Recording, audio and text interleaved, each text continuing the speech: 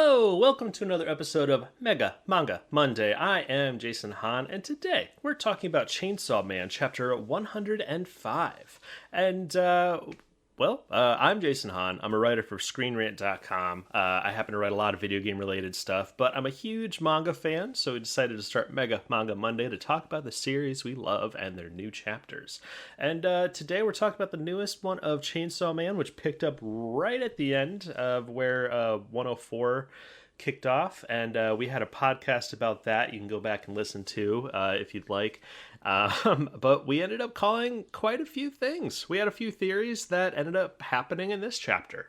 But yeah, we got some good stuff to talk about, but I am not alone in this endeavor. I've got my buddy Steven here today, man. How's it going?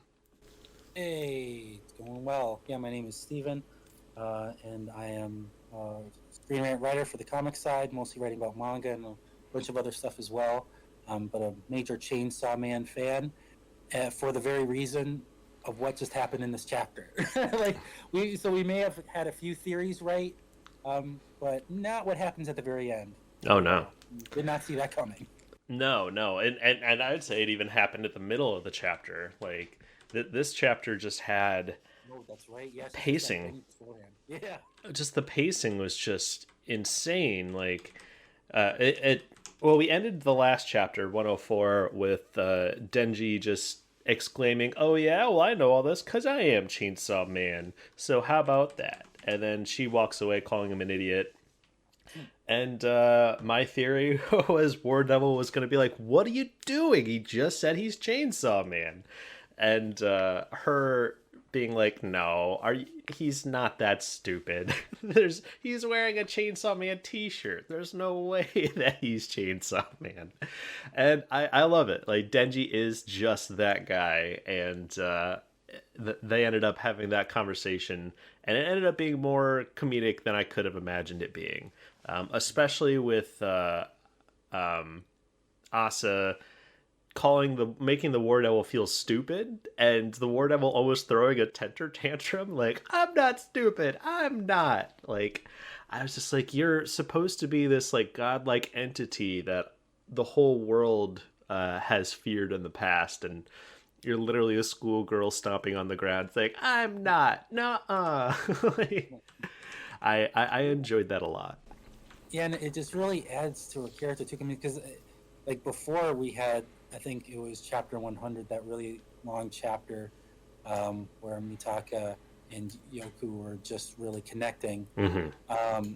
There was that really surprising moment where the War Devil was actually being nice to Mitaka. Like, things like, "Yeah, I know how bullying is, and it's pretty horrible. Do you want me to take care of them for you?" Like, she's showing this kindness to her that you wouldn't expect, and now she's just, like you're saying, just completely having a little temper tantrum, which you wouldn't expect from her. So, but it's nice seeing all these different sides of her, and it's really nice that she's not just this evil entity of destruction.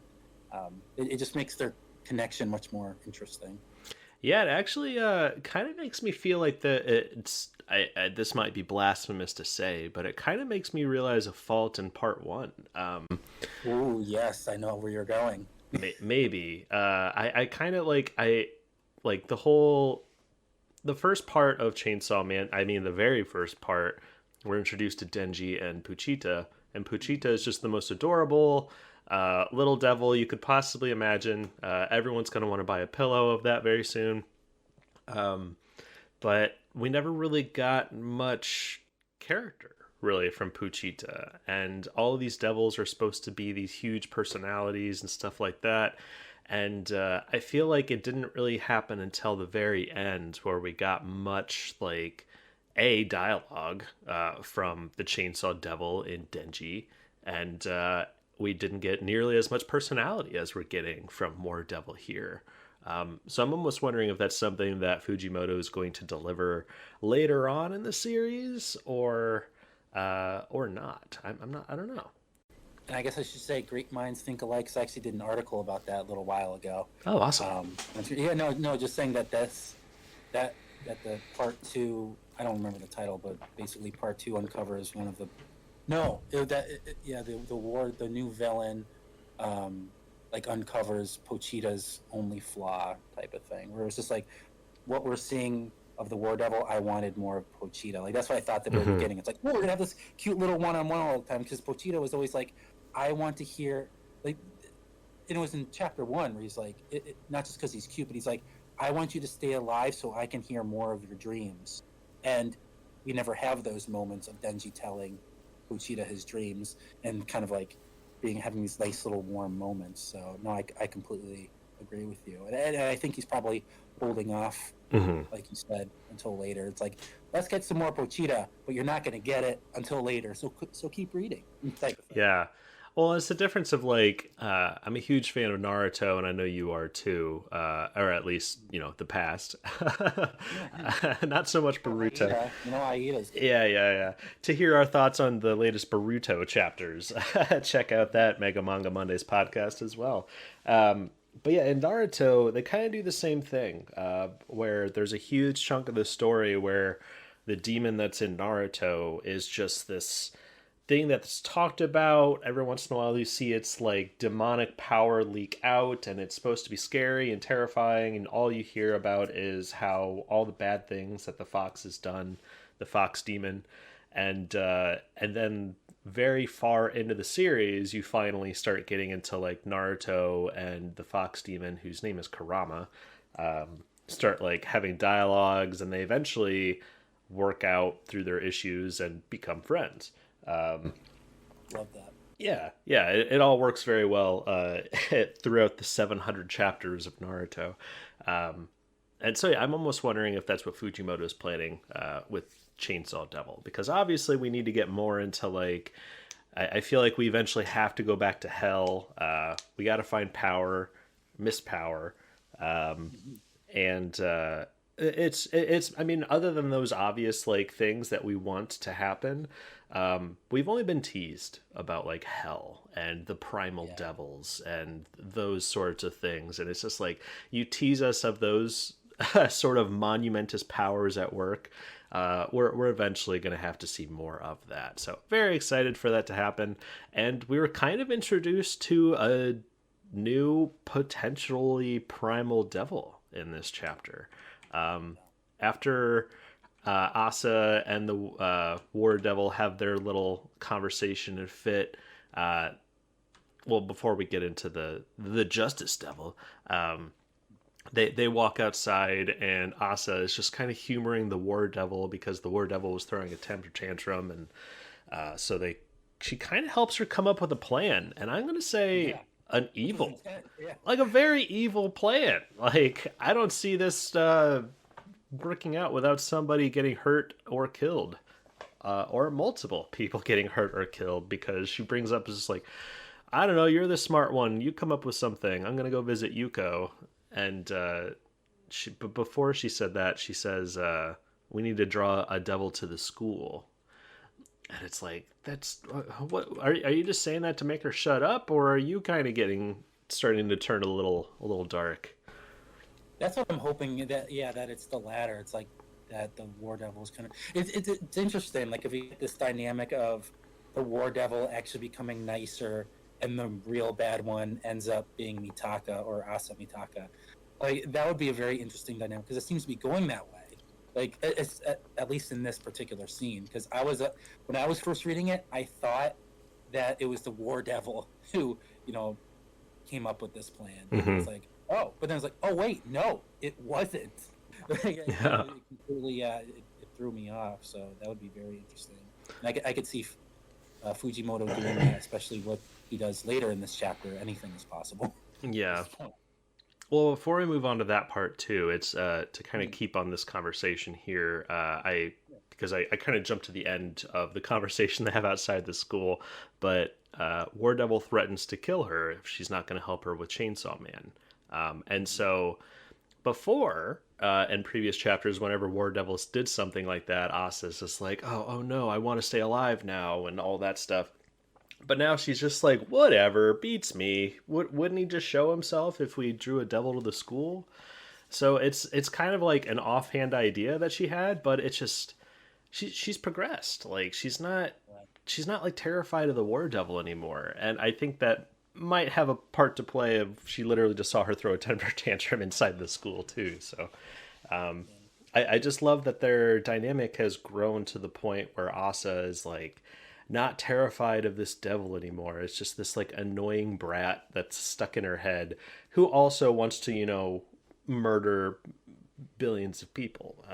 But it's kind of, it makes me almost think of Jujutsu Kaisen, which is another podcast or another series we've talked about too. They have a similar trope where main character is possessed by an evil spirit, essentially, or has an evil spirit stuck inside of him. But that evil spirit eventually gets to irredeemable levels of like, okay, these guys are not going to become friends. These they are not going to get along through the power of friendship and become powerful from it. And this series is still kind of playing with that dynamic. I mean, of course, when it first started, it was very one sided, and War Devil's just like, you're gonna do this, and you're gonna like it, essentially. And this chapter especially just showed that that relationship is changing. Yeah. So I'm almost. I think I've said it in a previous Chainsaw Man podcast. I'm wondering if this dynamic will start to shift closer to the dynamic that Denji and the Chainsaw Devil have reached, where they legitimately are like propping each other up, power of friendship, all that sort of stuff. Kind of. And again, we're kind of going into what we were bringing up in the podcast earlier. Like, we haven't got a lot of like scenes where Denji and Chainsaw Devil are like conversing in their head, or however, their mind palace, whatever you want to call it. Palace. But we know that they are like working together, and they want each other to survive. So I'm curious to see this relationship develop further. The beginning of this chapter was lots of major stepping stones in Asa and War Devil's relationship, I thought. Well, and actually too, I mean, just seeing how much Mitaka is progressing, it kind of makes me think back a few chapters ago when Mitaka and Yuko, they were being faced by that bat devil thing, and I remember when it first happened, all three of us, so it was you, me, and Ben on one of our previous podcasts, we were saying, I really hope that she ends up running away because she's like way too new at this, and that ends up happening, and that's why we're talking about how Mitaka is kind of more appealing than Denji was, even at the beginning of part one, just because he was just, he had more experience in fighting with devils even before he became Chainsaw Man. So that, just made Mitaka more likable. Mm-hmm. But now we're starting to see, like you're saying, she's getting more comfortable with the War Devil. It would be interesting to see how now, she would react to an actual threat like that Bat Devil from before. Like, I'm wondering if this is like one of Fujimoto's ways of creating that stepping stone, like a foreshadowing of, she is getting more badass. So now she's going to be able to, be more terrifying in a battle or more helpful in a battle. It's kind of interesting. You mean without like fully turning into War Devil? Or yeah, or Yeah. just freaking out, turning around and running. Like like if the next time she faces something, like if she's able to actually like not turn around and run and freak out. It'd just be interesting. Like this is just like seems like a pretty good progression to that. Oh, absolutely. Yeah, it's definitely stepping more into the realm of like, and I feel like it's going to be happening very soon. Because action wise, we haven't seen Asa and War Devil, Mitaka, however you want to call her, like have to fight for a while. And I feel like thematically, or not thematically, pacing wise, I feel like that's just around the corner. And we might have been introduced to a major threat for Mitaka coming in, and it came out of nowhere. We did. It was like, okay, so her friend Yuko that has shared her shoes, like she's helped her out. She's saved Yuko's life. She's not at school because of the injury she sustained, and oh boy, like she goes to visit. Yeah, it's just it's really hard to like get into all of it without, because I almost gotta talk it in the progression that it happens, because it's just Exactly. Yes. Yeah. Because like it has that, like you were saying in the last podcast, it has that cinematic element to it. Yeah. well, and that's the thing. Fujimoto is just so amazing at framing, and setting the scene. And I almost would love to see the guy like actually try to do a short film or something, because he just seems to have such a command and presence and how he frames his shots. Mhm. It's just and it's something that like only a handful of filmmakers like have fully mastered. Yeah. But the guy just has one of the best eyes, I think. Like putting a camera in this comic essentially. He knows exactly how to frame it up to make it feel lonely, awkward silences, like it just you feel it all in his paneling. And I can't recommend the art enough. But Yeah. And it seems like I'll say really quick, just because, not to go off too much, but it's like in his one shot that he did recently, before he came back to part two. I don't think you read this one yet, just because it has that really intense subject matter. But in Goodbye, Airy, yeah.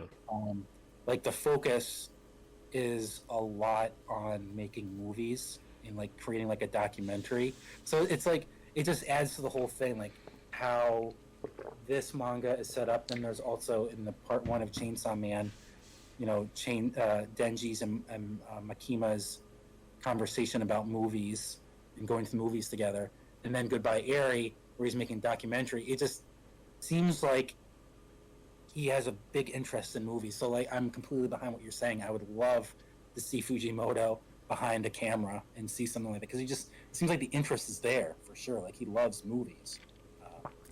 Yeah, I just wanted to say that. No, absolutely. I completely agree. And it kind of makes me think maybe that's the reason he hasn't done movies, is maybe he is such like a perfectionist that it's just like, no matter, I can put the camera exactly where I want, but I can't control everything that's in front of the camera. You can control, of course, to with a budget, of course you can, but yeah, I mean, he's just able to draw whatever is in his brain and draw it very well, I might add.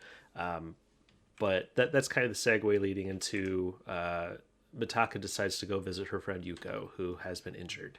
And we just show up at Yuko's place, and she's just chilling out on a lawn chair. And you see this like beautiful panel of what her house is like. It's being over encompassed by apartments behind her, and it's just a nothing scene, but it just looks so good, and it sets the whole like environment up for this whole conversation that's about to happen. So she shows up and she says, "Hey, oh wow, nobody else from our class has visited us." And oh cool, or visited me. So I brought some drinks. And oh great, great. Well, you're a great friend. Sit down and have a drink with me. And they just sit down. We get a couple panels of just them sitting there. I stood at I stared at each one for a minute or two, and just literally nothing moves. Like I was like, this is like an I Spy thing right now. I'm trying to see the differences to see if anything moved. and and then you turn the page, and Mitaka's just like, sorry, I can't do these awkward silences. And that again is just like how good Fujimoto is at building the scene. Like he, you're left with these two panels where nothing's happening, and it just like the longer you hang on them, you're like, okay, like they're just kind of sitting there awkwardly. And then you turn the page, full transition into something else, and it goes right into Mitaka, just like, sorry, this is awkward. Like, it's just setting the mood so well. So then they start a conversation. And she's just like, you know what? I've never had a really good friend before. She's like, why? Why would you call me such a good friend? And she's like, well, nobody else from our class has come to check on me, and you saved me and all that stuff. Yeah, I'm so excited right now. Like I've already read this, but I'm like sitting here, like, oh man, here we go. Just you saved me, and you're checking on me, and so you're a really good friend, and I think friends should be able to share secrets. And she's just like, yeah, you're right. And you know what, I once peed myself as a kid in class. And she just starts laughing her ass off, and just, oh man, that's so funny. Ow, my leg. Don't make me laugh so hard. Oh boy, the whole class just went along with you peeing your pants, and they were cool with it. Yeah, that's funny. Well, I killed a guy. And you're like, wait, what? She's like, yeah, I killed my neighbor yesterday. He's like just super annoying. And the way that it's again, it's like two whole pages of just panels of like shooting from her reaction to her reaction, her reaction to her reaction, and without much changing in the background. So it's just forcing you to focus on the mood and how dramatically it changes after she drops. All right, I promise you won't tell. All right, I promise. I mean, I just told you I peed myself, so how crazy could this be? She's like, I killed somebody yesterday. Oh yeah, ha, ha, ha. And then like you get a couple panels of just like them. Yeah, they're not even looking at each other. They're just looking away from each other. And the way Fujimoto has the panels too is like one is looking to the right, one is slightly looking to the left, and you just see Mitaka's like expression subtly change. Like her mouth, the little line that is supposed to be her mouth, just moves just a couple degrees, and it's just flawless progression. And then you just get the whole big panel of Yuko like, okay, maybe that was a little too much. And then Mitaka's just like, am I in danger? And then the tension breaks with another neighbor showing up and friendly, hi, yeah, this is my friend, blah, blah, blah, blah, blah. And the Mitaka looks over and she's like, you were joking, right? And she's like, no, I can show you the body. You want to see it? And It's like, yeah, no. yeah. And then and so, I mean, you're just, right when they get there, you're set, the scene is set, you get comfortable, and then you get into that awkwardness, and then Fujimoto drops that bomb. So at this point, you're just like, what? Like, I don't know. Just pacing wise, like I just admire the pacing so much, and that's why like some anime episodes are just so good with pacing that one episode by itself can operate as a whole story. One Piece does it really well with some of its latest episodes. About any series can do it pretty well, obviously, but so at this point in this chapter, you're just like, okay, this friend that we're completely comfortable with now is just murdered somebody. No reason. Yeah, we've had like no hint that this character was going to be that sort of presence. And so that's when she drops it all. She just says, we both shared secrets. We're best friends now. And I made a pact with the Justice Devil. And I know She also says, it's like, and I know about, how you killed your teacher and class president. And then I know about Yoru. It's like, what? Yeah. Yoru is what we're calling the War Devil. Sorry, we're not being consistent with the names. Mitaka Asa Mitaka, War Devil Yoru. But so she lays out all of Mitaka's secrets that she's not told anybody. And starts getting a little bit more maniacal with the framing, and less humanesque, honestly. Like there's one really good panel where Yuko's face is like shadowed and a little bit of light is on it, and then the next couple times you see her, it's just getting like more and more zoomed in, and the details in her mouth disappear, and it's just like, it makes her feel less human as you're learning this, and she's dropping Mitaka's secrets. And then on the next panel, or the next page, she says that she made a contract with the Justice Devil yesterday, and that's when she killed her neighbor, apparently. But the Justice Devil turns your sense of justice into power, unquote. I can read minds now, by the way. And you're like, whoa. Okay. Oh my, you're giving me the vapors with all this.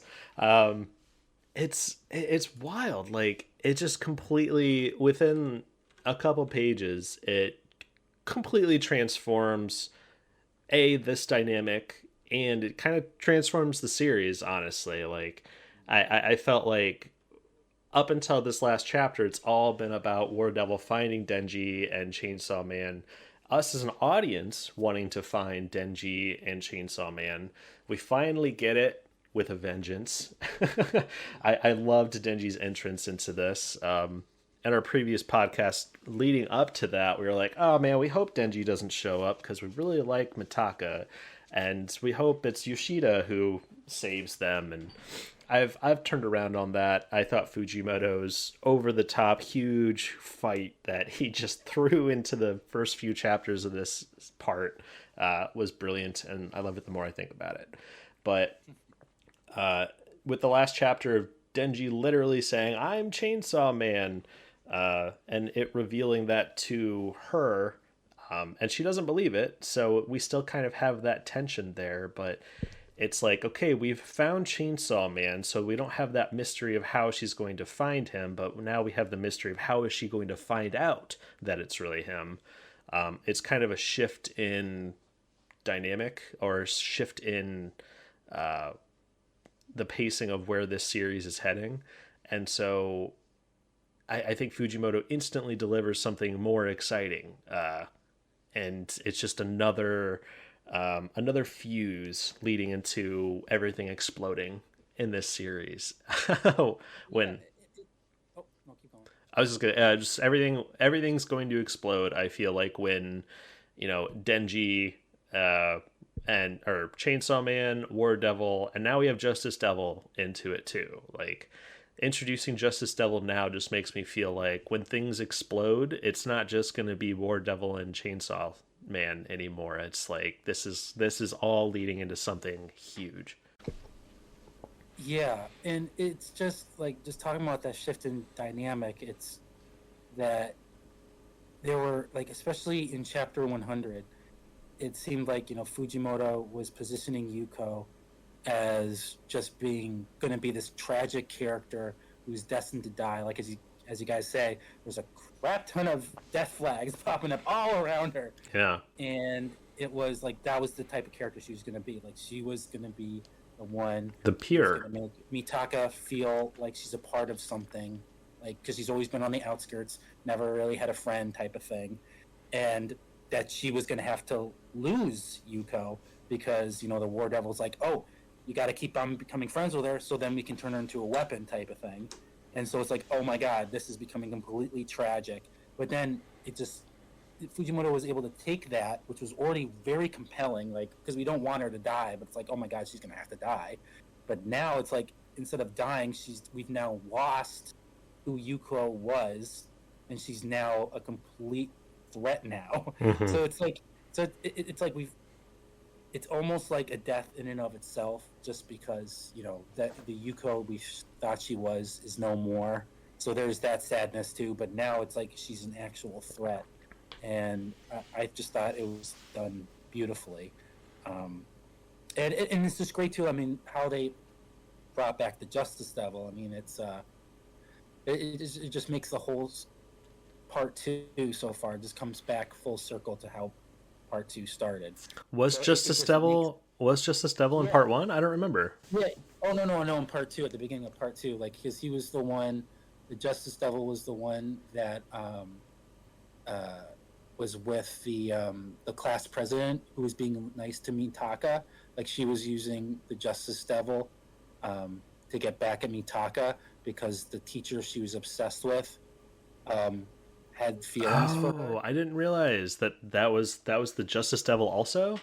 Yeah. Oh yeah, so man. It's even better too. Like because it's like it seemed like it wasn't so random before, but now it's like, oh my god, this Justice Devil is now back. It's not like the Justice Level just suddenly disappeared because that student is now dead.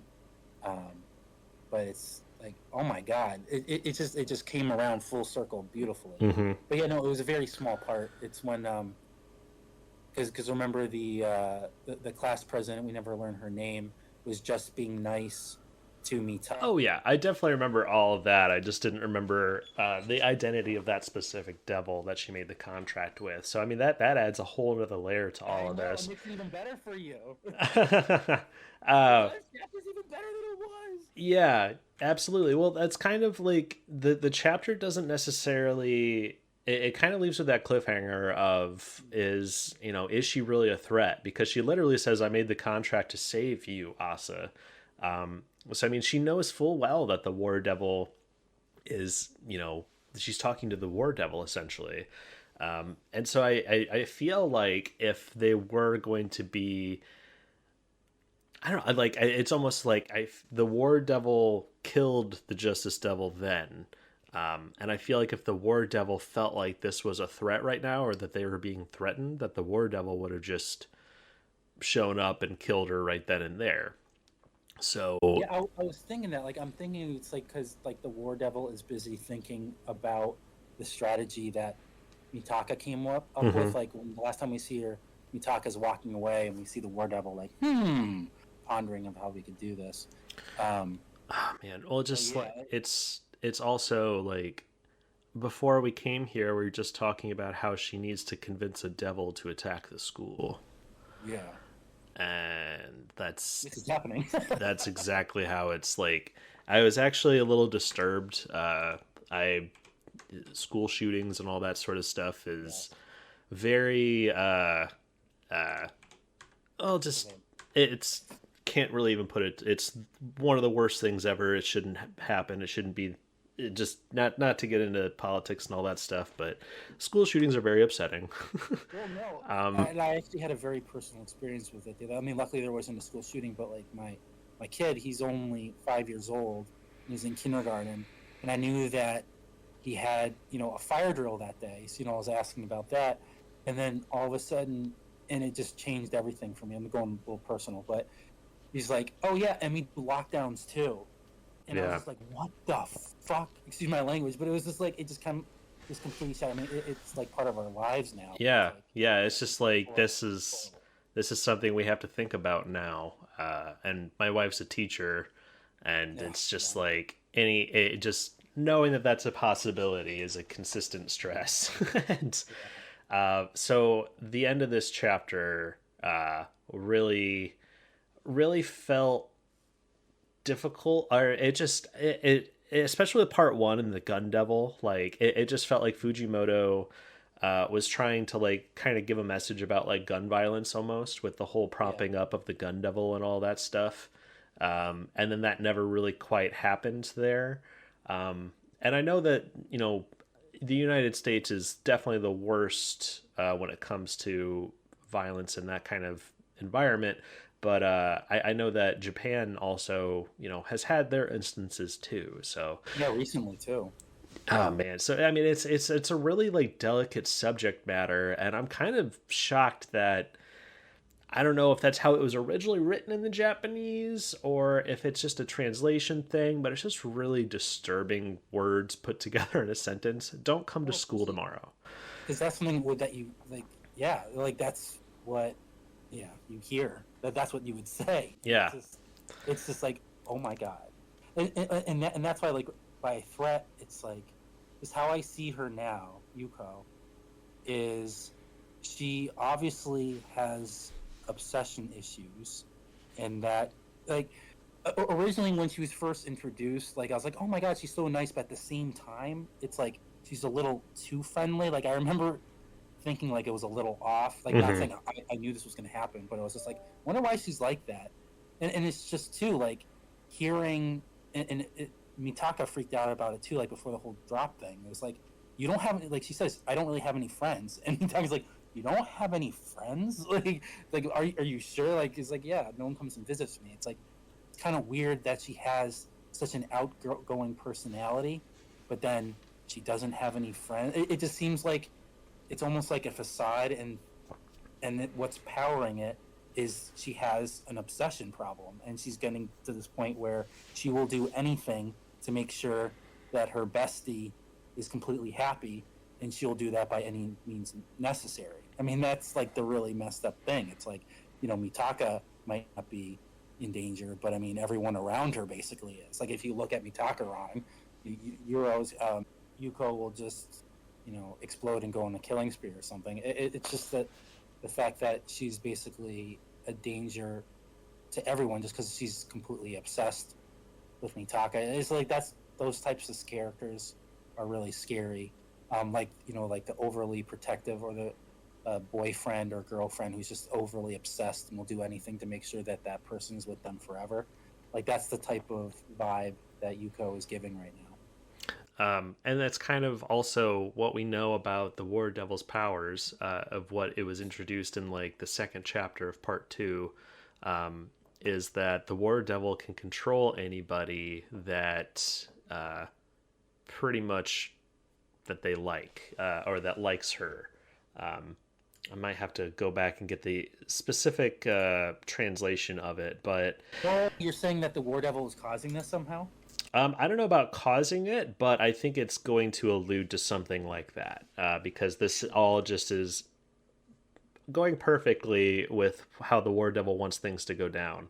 That is really true. That's a But good point. I like that. yeah, I'm getting close to it. Here we go.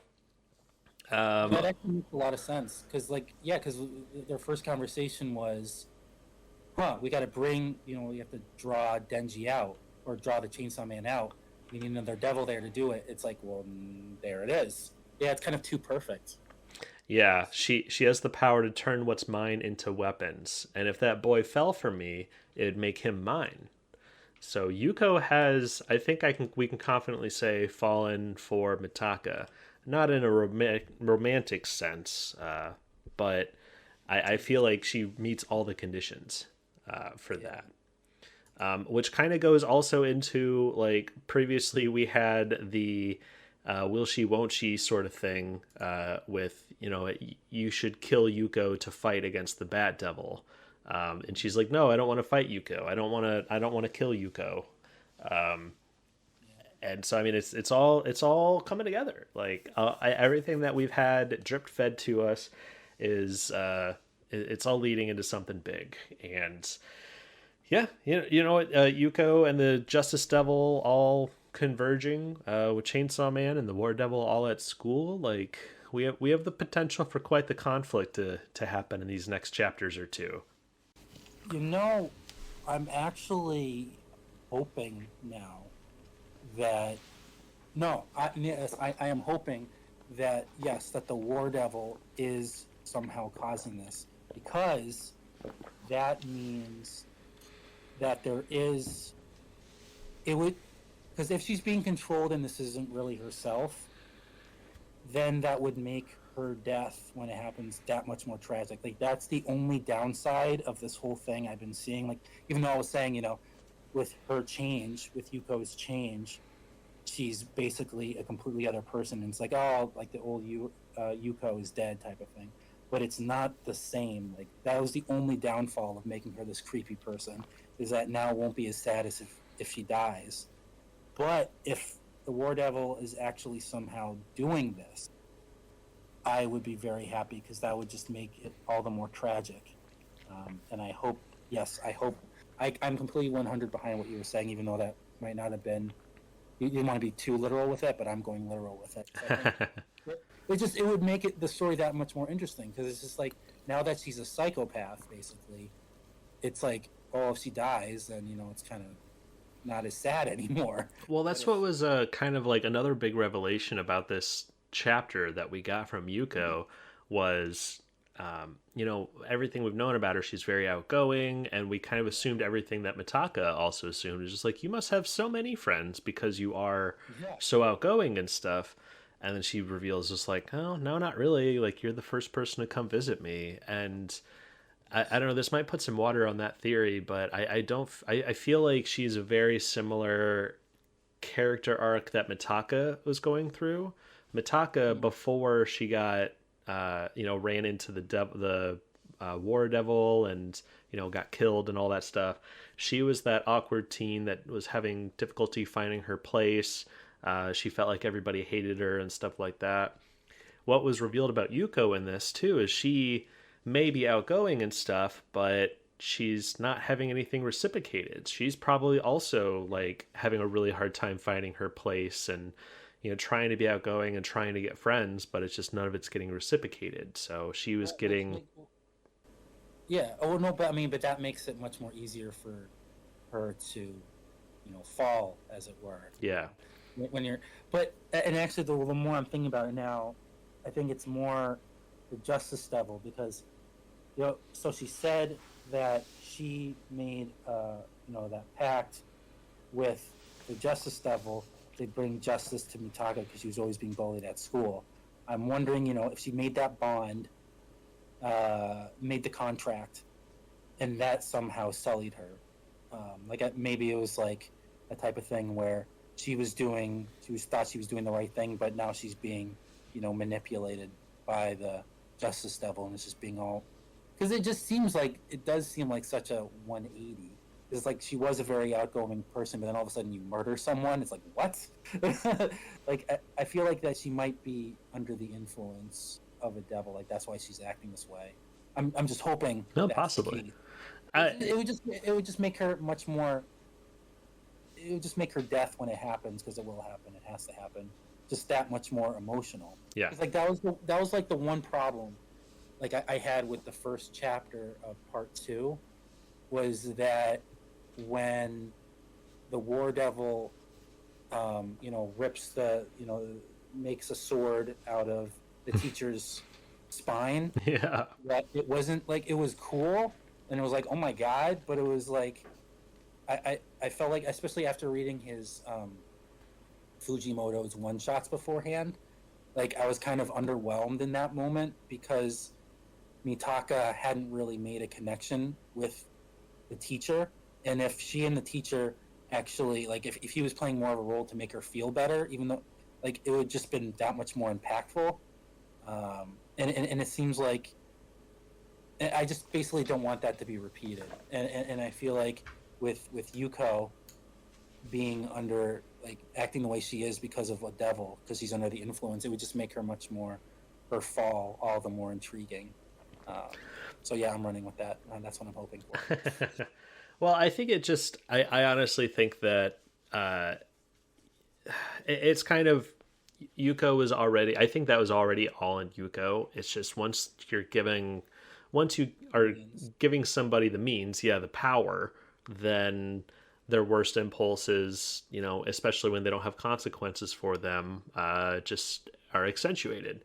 And I don't know if we'll get a flashback to like her killing her neighbor and us seeing the whole like Justice Devil showing up and giving her the contract. I don't know if we'll see that scene, but I think that would be the important scene to be able to tell like if Yuko made that decision consciously or if the War Devil or the Justice Devil is controlling her now. But it's been revealed that she's still doing this for Mitaka and in essence for the War Devil. So yeah, I think it's just War Devil is accidentally master manipulating. Yeah. But it's still everything in play. So when Yuko does die, which it just seems like it absolutely has to happen, as you said, Yeah. it kind of gives Mitaka that avenue to blame the War Devil for it because this is all still kind of the War Devil's fault. So, but yeah, it's just very exciting developments. Fujimoto is just absolutely nailing this return to Chainsaw Man and another fantastic chapter. We're gonna have to wait to see what happens in 106. But any more thoughts on 105, man, before we move into plugs and recommendations? Well, I just have to say though, and I was just getting this thought, when I was reading this chapter, like obviously before Denji came back, part 2 seemed like it was gonna be more of a focus on Mitaka, and it seems like because all of the pieces are like, even though there were some slow chapters, it feels like all the pieces are in play and they're all moving towards like its inevitable destruction of everything. Yeah. I'm almost wondering if like in part 1, like there's always an arc like where Denji gets involved like with one devil that he has to destroy and then he moves on to the next devil. I'm almost wondering if this is basically the story is just like that, but it's just inverted, where we are like this is just one arc, Mitaka's arc, and then when she's dead, it's over. Like I'm actually wondering that Fujimoto is just getting us more invested in these characters, so when we find out that this was just one small story before moving on with Denji, like it just makes it that much more like heartbreaking. Mm. I'm wondering if that's going to happen because it just feels like we're coming to a conclusion, and it can either be Mitaka comes out stronger for it, or it's just that's the end of the story. Because it just seems like this is like the story is ending. It feels like it feels like I don't know if you're on the same boat, and I hope that that's not the case. But I think I'm wondering if that might be one of Fujimoto's strategies. That it's basically just a normal arc. It's not a new protagonist. We're just being made to be invested in her, so that when the arc ends, we're going to be devastated. Oh boy, I could see that happening, and I hope you're wrong. Yeah. Because that I know that is one thing I'm incredibly curious to see how Mitaka, not War Devil, but specifically Mitaka, fits into the end of the series. But the end of the series is also just such a question mark at this point because Yeah. Fujimoto is so good at like making you think it's going to go somewhere and then it goes somewhere radically different that you would never imagine. Um, and I mean, this is still definitely Denji's story, but ah man, it would absolutely be heartbreaking for Mitaka to die. Um, but yeah, I don't know, man. That's a pretty interesting theory. It would definitely be uh, one of the most shocking things I think with shonen that I've read. If we literally dedicate a huge chunk of Chainsaw Man, one of the world's most popular mangas, about to be one of the world's most popular franchises once the anime hits. Because I've said it before, I'll say it again: the world's not ready. It's already like the I'm trying to remember what it was, but already like the people who are rating the anime, and it hasn't come out, like it's already exceeded all these other like big name things. Like people are like the anticipation of it coming out Yeah, has already surpassed like how like already well established franchises. Like it's already surpassed everything that those franchises have gotten after being out there for decades. Like it's just like we're on the edge of something massive happening. Like yeah. everyone can feel it. That it's just something is yeah. Fujimoto is a I am a fanboy. I'm a follower of Fujimoto. Absolutely. Disciple of Fujimoto. Well, just everything he's accomplished in these 105 chapters of Chainsaw Man. I mean, it's really set him above above and beyond so many other stories out there, and let alone his other works. I've read one of his one shots that was also fantastic, and I haven't checked out his other series he did before Chainsaw Man. Was it Fire Fire Force? Punch. Fire Yeah, that's Punch. super. Yeah. I mean, that's just yeah, it's on a whole other level too. Okay. Yeah. Well, absolutely, man. So I mean, yeah, the anime is going to be coming out in about a week or two, and I think we're going to have the first new episodes to watch before the new chapter comes out. So Yes, that's right. Yeah, I that's, know it's coming out. yeah, that's going to be exciting. We'll probably gab about those a little bit in the next podcast, so look forward to that. But yeah, I think that'll about do it for our Mega Manga Mondays discussion on Chainsaw Man Chapter 105. I've been Jason Hahn, and I would love it if you checked out more Mega Manga Monday podcasts. You can follow us on Twitter at @MMangaMondays. There you can get updates on when new episodes are coming out and what chapters of series we're going to be talking about. We also have a new website, all one word, Mega Manga Monday podbean.com. And there you can listen to all of our stuff. We're also on Spotify and YouTube and all that good stuff. But check it out. We also talk about series like One Piece, Dragon Ball Super, Jujutsu Kaisen sometimes, all kinds of stuff. Even Berserk. Berserk's got some new chapters. I think we have a new chapter of Berserk coming out next 2 weeks. We got 2 weeks. We'll definitely talk about that one because last chapter didn't have a whole lot to talk about. So, and I think the next chapter, Berserk's the last one of the arc that's going on right now too. So very exciting stuff. But Jason Hahn, also am a writer for Screen Rant. Check out my works on Screen Rant. Starting to dabble in video game reviews. This week I have my Overwatch 2 review coming out, which is kind of a big deal. Big Overwatch fan. And I have some thoughts on Overwatch 2's free-to-play shift and all that stuff. But go check that out on screenrant.com. And also I have a YouTube channel called Honzy and Friends. I like to stream on Wednesdays and Sundays. I recently finished the newest God of War on PlayStation 5, and my birthday was recently, so I played one of my... Wait, Ragnarok? No, I haven't. I have not gotten way early access on Ragnarok. Yeah. Oh man, believe me, I would have told you about that. That's not. I know. I was like, wait, what? Yeah, that would be some embargo stuff. I could not talk about if I had access to that right now. I do not have access to Ragnarok, but I will probably play the new God of War Ragnarok on PlayStation 5 on my channel when that comes out almost next month. We're almost into October right now. But no, it was my birthday pretty recently, so thank you. I kind of wanted to go back and play one of my favorite games of all time, which is Naruto Ninja Storm 4.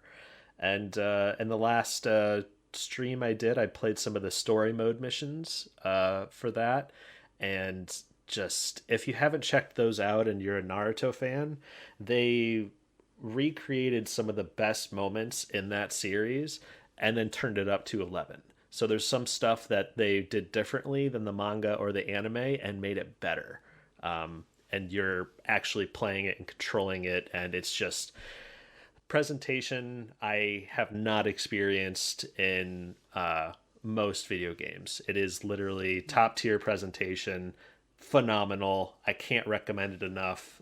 More people need to check it out. So check out Honzy and Friends on YouTube. But Steven, any plugs or recommendations, man? Yeah, I mean, I'll start with one recommendation really quick. Then I'll actually do plug. So I was just proven wrong on something. No, just because I don't think I've talked about it that much on this podcast, but I'm not a fan of isekai at all. And for the uninitiated, I totally know what isekai means, but yeah, so yeah, it's basically when a character is transported to a different world and having to, okay, fish out of water story. Yeah. Another version of it is getting sucked into video games type of thing. Usually, a lot of times it's RPG, very heavily RPG based, leveling up type of deal. But on the Shonen Jump Plus app, or Manga Plus, as it's known internationally, it just released this new series called The Game Devil, and oh my goodness, it is basically an isekai, like an inverted version, but it's done so well. Okay. I'm such a fan, and I'm going to be following the heck out of it, because it's just the first thing I'll just say, the only thing I'm going to say about it without giving away the actual plot, but what drove me into it was the cover, because it's 8-bit, and it's just the fact that it combines like the 8-bit world with the normal drawn world, and it is very well done. And I hope this becomes animated, even though only one chapter is coming out. Like, it came out 2 days ago, and I'm already like, I want this to be animated now. Oh boy, I might have to fit that into my schedule. What was that one called again? Yeah, The Game Devil. Game Devil. Okay. And they just do a great job of, like, because the trope's been done so many times, and it gets pretty stale, but the mangaka does a very good job of giving it a good twist where it's like, I'm in this 100%. So yeah, I'd say check that out. Even though only one chapter is coming out so far, I'm big into it. And just with some plugs, I'm just really excited that recently Screen Rant has been expanding its coverage. Is going to be more heavily into anime. Like, awesome. In the manga section, or the comic section, which I write for, one of our editors was just promoted, so he's going to be like the head of manga and now also anime. And because of that, we're just going to be pushing out a lot more anime related stuff. And it's just made things just so much more fun. Like I've already written 2 articles. Only one has been published, but one about Doro Hedoro, really awesome Netflix original series that was first a manga. I actually spoke about it a little bit on our Berserk podcast as a recommendation. It was that series I told you about. Like I've basically been looking for this manga that I've like for like 10 years basically, because I went to a convention and I was like, hey, is there a manga like Berserk I should read at one of the vendors? And he's like, oh yes, you should check out this manga Doro. And I was so excited because he told me what it was about, and I was like, oh man, I'm gonna check this out. Then I completely forgot its name, and I couldn't find it for years. And then I just found it randomly a few months ago, and I was like, oh wow! And they made an anime about it. So, so yeah, basically, I just wrote a story about the anime, basically saying how there needs to be a second season, and basically just going into all the mysteries of that came out at the end of the first season, and how there are a lot of left things that haven't been answered yet for the second season. So hopefully that'll come out soon. Then also just did a story, basically a hot take about one of the things that the new Berserk trilogy movies, the Golden Age arc, which everyone hates because of the CGI. Oh man, I disagree. That's how I got into Berserk. Actually, that was my first foray into Berserk. So it successfully got me into it. Well, I mean, mostly it's just because of the CGI, but I went in and so I wrote a story about basically how one scene in the movies is better than what the anime did, and basically just going into how just that one scene really sealed the deal. And if you saw it, it's that scene. Oh well, no. I was gonna say you should leave that as a cliffhanger so people go check out your Okay. article.